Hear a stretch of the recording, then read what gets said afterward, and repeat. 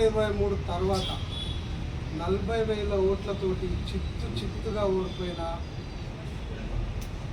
చెడ్డ రికార్డు ఒక మంచిరెడ్డి కిషన్ రెడ్డి పేరు మీద తప్ప ఇంకా భవిష్యత్తులో కానీ ఇంకా ముందు కానీ ఎవరి పేరు మీద కూడా రికార్డ్ అయి ఉండదు.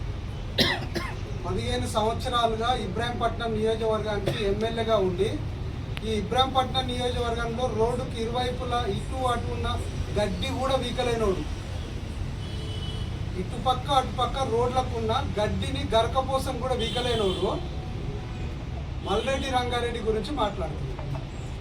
మల్రెడ్డి రంగారెడ్డి చేసిన అభివృద్ధి గురించి నీకేం తెలుసు అని మాట్లాడుతున్నాడు. ఈ ఇబ్రాహీంపట్నం నియోజకవర్గంలో అభివృద్ధి ప్రదాత ఎవరు, ఆపద్బాంధవుడు ఎవరు అని నువ్వు గ్రామాల్లోకి వెళ్ళి ఏ నిరుపేదను అడిగినా చెప్తావు. ఈరోజు నువ్వు 15 రోజులు అని అల్టిమేట్ ఇస్తున్నావు డబుల్ బెడ్రూమ్. 15 సంవత్సరాల నుండి నువ్వేం చేసినావా? రంగారెడ్డి జిల్లా మంచాల మండలం లింగంపల్లి దగ్గర ఈరోజు నువ్వు డబుల్ బెడ్రూమ్లను సందర్శించినావు. అది ఎప్పుడు కంప్లీట్ అయింది, ఎప్పుడు ప్రారంభోత్సవం చేసినావు? 2014 నుంచి 2018 మధ్యలోనే డబుల్ బెడ్రూమ్లను ప్రారంభోత్సవం చేసినావు. మరి ఆ రోజు ఎక్కడ పోయిందా నీ సోయి? అప్పుడేమో మీకు ఎన్నికలు కావాలి, ఎన్నికల ముందు హడావిడిగా ఆగమాగమై ప్రజలను మభ్యపెట్టాలన్న ఆలోచనతోటి 470 కోట్లు తెచ్చిన, 400 రూపాయలు తెచ్చిన, నేను 30 లక్షల రూపాయలు ఇచ్చిన, 15 లక్షల రూపాయలు నీటి కోసం ఇచ్చిన అని మాట్లాడుతున్నావు కదా. మరి 2014 నుంచి 2018 వరకు ఏం చేసినావు? ఈ నియోజకవర్గంలో మొట్టమొదట డబుల్ బెడ్రూమ్లు కట్టిందే కాడొక్క దగ్గర. 2018 ముందుకే కంప్లీట్ అయినాయి. నీ చేతిలో ఆ రోజే ఉంది, కానీ ఆ రోజు నీకు చేత కాలేదు. ఈరోజు మల్రెడ్డి రంగారెడ్డి గారు ఏం ఆలోచన చేస్తున్నారు? డబుల్ బెడ్రూమ్లు ప్రారంభించాలంటే దాంట్లో నాణ్యత లేక మీరు కకృతికి పడి మంచిరెడ్డి కిషన్ రెడ్డి పాలనలో ఉన్న కాంట్రాక్టులు అందరూ కకృతి పడి నాణ్యత లేని నిర్మాణాలు చేసి అక్కడ నీటి సదుపాయం లేదు, ఏ కూడా ఎప్పుడు కూలిపోతుందో తెలియని పరిస్థితిలో ఉన్నాయి డబుల్ బెడ్రూమ్లు. మరి వాటి నిర్మాణము, వాటి నైపుణ్యత, వాటి పరిస్థితి ఏందని చూసి నిరుపేదలకు ఇవ్వాలి. కేసీఆర్ పాలనలో ఇచ్చిన డబుల్ బెడ్రూమ్ ఇప్పటికే పెచ్చులూడి చాలా మంది నెత్తుల మీద కూడా తలకాయలు పలుకుతున్నాయి పక్క కాన్స్టిట్యూన్సీలో. మరి ఇబ్రాహీంపట్నం నియోజకవర్గంలో కూడా తల బలగొట్టాలనా? మీరు చేసిన దరిద్రపు దౌర్భాగ్య పనులకు ఎవరు బాధ్యత వహించాలి? ఫస్ట్ ఈ సోయి నేర్చుకోను. నిర్మాణ లోపం ఉంది, నిర్మాణ లోపాలు సరిచేసిన తర్వాత నిజంగా నిరుపేదలకు ఇవ్వడానికి మల్రెడ్డి రంగారెడ్డి గారు సిద్ధంగా ఉన్నారు. ఇబ్రాహీంపట్నం నియోజకవర్గంలో అప్పుడు జరిగిన డబుల్ బెడ్రూమ్లకు నిరుపేదలకు ఇవ్వడానికి కట్టుబడి మల్రెడ్డి రంగారెడ్డి గారు ఉన్నారు. నీకు చేతనైతే అంబేద్కర్ చౌరస్తలకు రా. ఒక నిరుపేద కాకుండా కాంగ్రెస్ పార్టీ కార్యకర్తలకు ఎవరికైనా అందులో ఇస్తే నువ్వు వేలైతే చూపెట్టు. నీ దళిత బంధు ఇచ్చినావు, ఎవరికి ఇచ్చినావురా బాబు? నువ్వు మొత్తం నీ టీఆర్ఎస్ కార్యకర్తలకే ఇచ్చినావు. నీ బీసీ బంధు ఎవరికి ఇచ్చినావు? టీఆర్ఎస్ కార్యకర్తలకే ఇచ్చినావు. ఇలా మా మల్రెడ్డి రంగారెడ్డి గారు ఇబ్రాహీంపట్నం నియోజకవర్గంలో 3,500 ఇండ్లు ప్రభుత్వం ఇస్తే 3,500 ఇండ్లల్లో మాకు ఇబ్రాహీంపట్నం నియోజకవర్గానికి సరిపోవని అదనంగా 1000 ఇండ్లు తెచ్చిన ఘనత ఈ రాష్ట్రంలో ఎవ్వరికీ లేదు. ఒక మల్రెడ్డి రంగారెడ్డి గారే ముఖ్యమంత్రి దగ్గర కూర్చొని ఇబ్రాహీంపట్నం నియోజకవర్గానికి 1000 ఇండ్లు అదనంగా తెచ్చిండు. మరి ఇండ్లన్నీ ఎవరికి ఇచ్చిండు? నిస్వార్థంగా ఇందిరమ్మ కమిటీలకు, కాంగ్రెస్ పార్టీ నాయకులకు అందరికి చెప్పిండు. ఆయన ఏం చెప్పిండు? ఫస్ట్ గ్రామాలలో ఎవడు నిరుపేద ఉంటే వానికే ఇండ్లు ఇవ్వండి అమ్మా. కాంగ్రెస్ పార్టీ కండు వేసుకున్నోడు, కాంగ్రెస్ పార్టీ జెండా పెట్టుకున్న వాళ్ళు ఈ ఒక్కసారి ఓకే పట్టండి. మీ కష్టంతో నేను గెలిచిన, మీ కష్టంలో ఉన్న కన్నీళ్ళు నేను చూసిన, మీకు 2వ విడతలు ఇండ్లు ఇస్తా, మొదటిసారి మన నియోజకవర్గంలో నిరుపేదలకు ఇవ్వండి అని మమ్మల్ని అందరినీ సంజాయించిన నాయకుడు మా నాయకుడు మల్రెడ్డి రంగారెడ్డి గారు. ఈరోజు నువ్వు 470 కోట్లు 4,000 కోట్లు అని రకరకాల కథలు పడుతున్నావు. ఇబ్రాహీంపట్నం నుంచి బొంగళూరు గేట్కి వస్తుంటే సాగర్ హైవేలో మెయిన్ రోడ్ మీద నీకు ఒక బ్రిడ్జి నిర్మాణం చేసేందుకు సంవత్సరాలు పట్టింది. రోడ్డు తవ్వి మధ్యలో బ్రిడ్జి కట్టి ఎక్కడికక్కడ వదిలేసిపోతే మల్రెడ్డి రంగారెడ్డి గారు గెలిచిన వెంటనే ఆయన చూసి ఇంత దుర్మార్గం, ఇంత దౌర్భాగ్యమా, హైదరాబాద్ కూతవేటి దూరంలో ఉన్న ఇబ్రాహీంపట్నంలో కూడా జనాలు ఇంత ఇబ్బంది పడాలని ఆ బ్రిడ్జిని వెంటనే కాంట్రాక్టర్ని పిలిపించి కోట్ల రూపాయల నిధులు తెచ్చి వెంటనే ఆ బ్రిడ్జిను డాంబర్ వేసి ఇవాళ అందంగా తీర్చిదిద్దడం జరిగింది. అంతకుముందుకు ఎన్నో రకాల ప్రమాదాలు జరిగేవి. అదేవిధంగా పెద్దంబర్పేట అండి, పెద్దంబర్పేటలో కూడా బ్రిడ్జ్లు అనేక రకాలుగా ఇట్లా నియోజకవర్గంలో ఎక్కడ పడితే అక్కడ వదిలేసిపోయిన చరిత్ర నీది. నువ్వు విధ్వంసం చేస్తే, నువ్వు ఖరాబ్ చేస్తే, నువ్వు చెడగొడితే, నువ్వు విధ్వంసం చేసిన వాటి అన్నిటినీ ఇలా మల్రెడ్డి రంగారెడ్డి గారు నిర్మాణం చేసుకుంటూ ఇలా అభివృద్ధి వైపు ముందడుగులు వేస్తున్నాడు. ఇంకేం మాట్లాడుతున్నావు నువ్వు? మంత్రి పదవి గురించి మాట్లాడుతున్నావు. మంత్రి పదవి అంటే ఈ తెలంగాణ రాష్ట్రంలో ఎమ్మెల్యేలు గెలిచిన ప్రతి ఒక్కరికి మంత్రి పదవి అడిగే హక్కు ఉంది. మంత్రి పదవి అడిగే ప్రతి హక్కు ప్రతి ఎమ్మెల్యేకు ఉంది. మల్రెడ్డి రంగారెడ్డి గారు కూడా మంత్రి పదవి కావాలని కోరిక ఉండొచ్చు, తప్పేముంది. మంత్రి పదవి కావాలన్నారు. మొన్న రెండోసారి ఆయనకు రావాలి. కానీ ఈ రాష్ట్రంలో రెండవ విస్తరణలో భాగంగా ఓసీలకు ఎక్కడ కూడా మంత్రి పదవి ఇవ్వలేదు.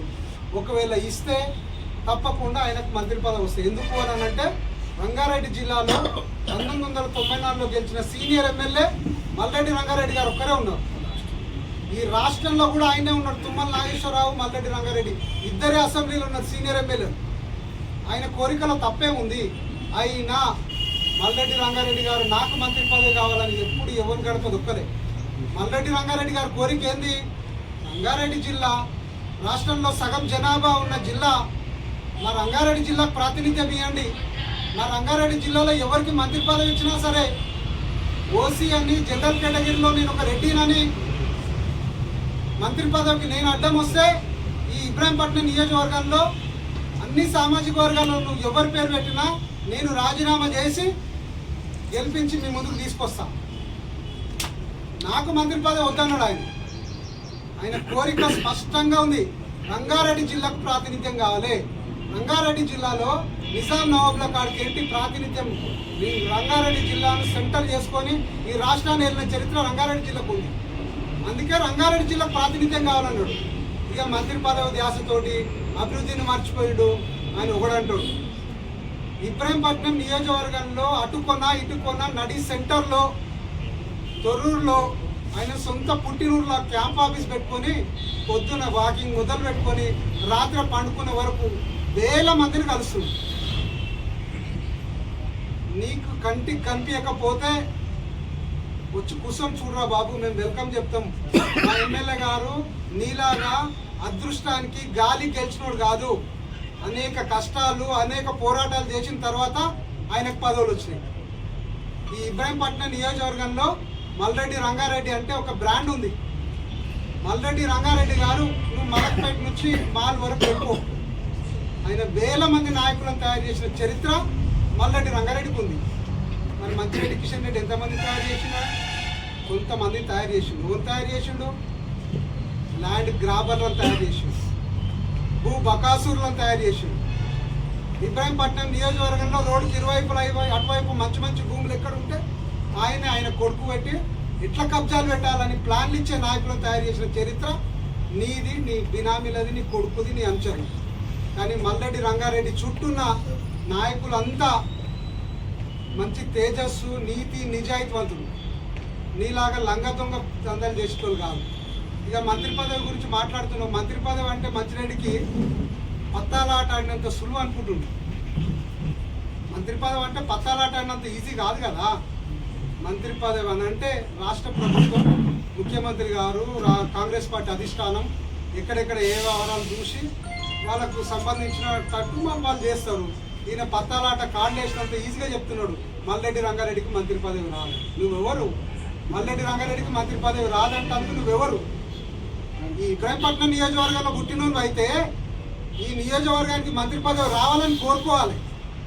నువ్వు పాకిస్తాన్లో పుట్టిన అవరాబాయి ఇబ్రాహీంపట్నం నియోజకవర్గానికి మంత్రి పదవి వస్తే ఇబ్రాహీంపట్నం వేల కోట్ల రూపాయలు తెచ్చి అభివృద్ధి చేయడానికి ఆస్కారం ఉంటుంది. నువ్వు ఇబ్రాహీంపట్నం నియోజకవర్గానికి మంత్రి పదవి రాదని శాపనార్థాలు పెడుతున్నావు. మంత్రి పదవి వచ్చే వరకు వెయిట్ చేయి. మంత్రి పదవి వస్తుంది, నువ్వు దిమ్మర పోయి పడేది ఖాయం. టీవీలలో చూసినాము, కుంభకర్ణుడు సంవత్సరం వండుకుంటాడు, 6 నెలలు వండుకుంటాడు, 2 నెలలు వండుకుంటాడని. కానీ ఈ మంచిరెడ్డి కిషన్ రెడ్డి ఈరోజు 15 నెలల తర్వాత కుంభకర్ణుడు ఏ రకంగా మేల్కుంటుందో ఈరోజు ఆ రకంగా మేల్కొని ఈరోజు ఆయన మాట్లాడిన మాటలు అసలు సిగ్గుచేటు. 40,000 ఓట్లతోని ఓడిపోయిన వ్యక్తి ఈరోజు నీ మాటలు వింటుంటే ఈ కాన్సెన్స్ సిగ్గుచేటు అంటుంది. నిజంగా మాకే నవ్వొస్తుంది. 15 ఏళ్ళ చెయ్యని అభివృద్ధి మా ఎమ్మెల్యే మల్రెడ్డి రంగారెడ్డి గారు 15 నెలల చేసి చూపిస్తే ఈరోజు ఏం మాట్లాడాలో అర్థం కాక అసలు ఏజ్ అయిపోయింది అనుకుంటా, మతి స్థిమితం లేకుండా మాట్లాడుతుంది ఈరోజు కిషన్ రెడ్డి. ఈ 15 ఏళ్లలో నువ్వు ఒక డబుల్ బెడ్రూమ్ ఇచ్చావా?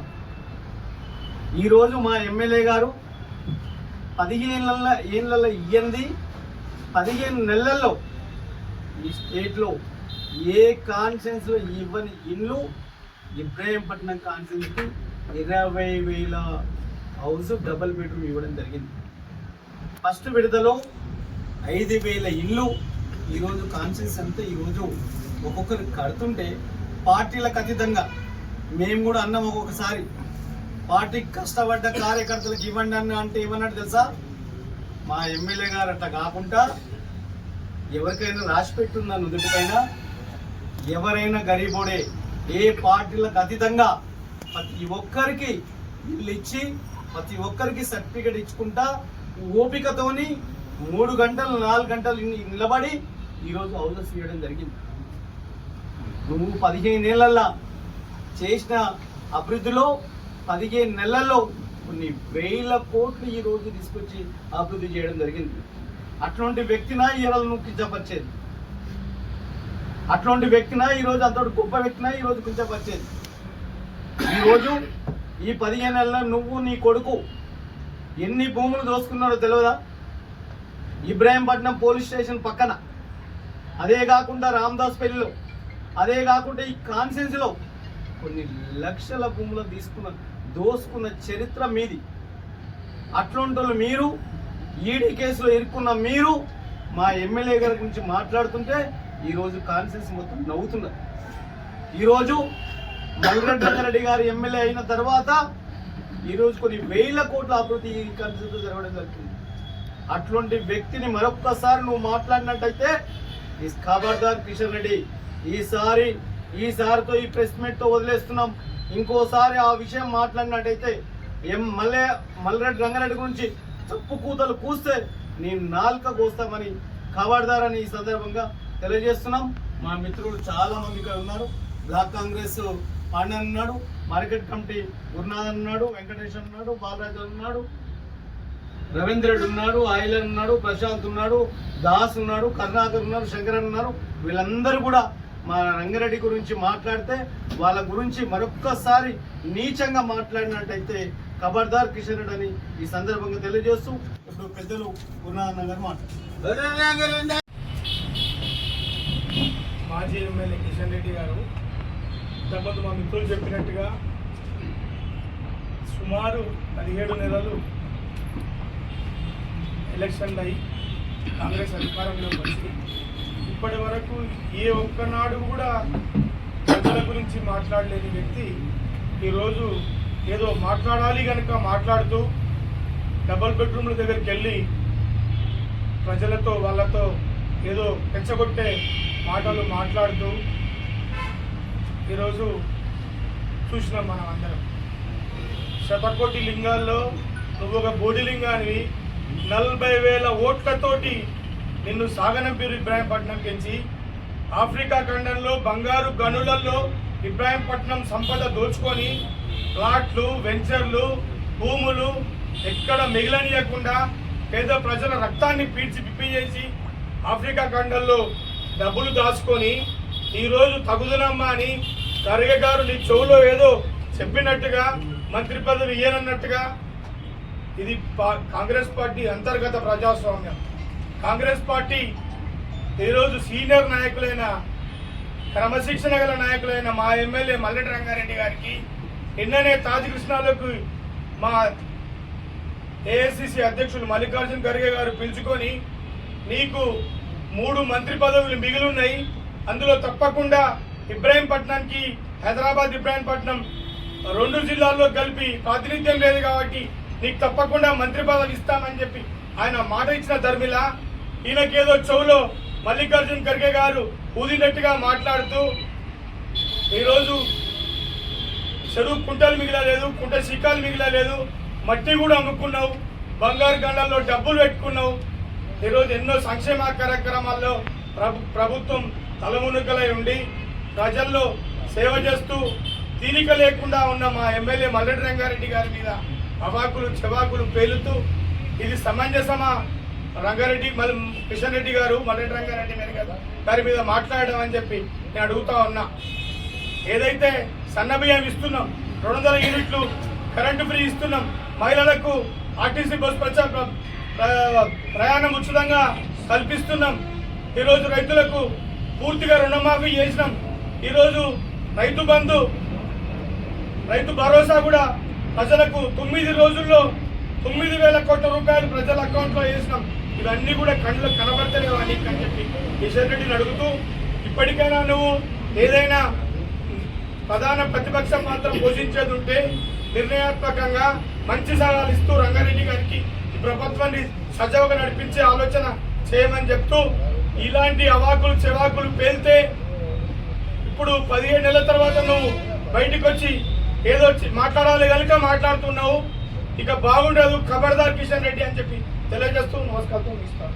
వెళ్తున్నావు బిడ్డ, 15 సంవత్సరాల పరిపాలన చేసి 16 నెలల్లో 1000 కోట్ల అభివృద్ధి చేసిన మా ఎమ్మెల్యే హంసలు గ్రామాన తిరిగి ఫౌండేషన్ చేసి అభివృద్ధి కార్యక్రమంలో పాల్గొంటుంటే నీ కంటికి కనబడతలేవా?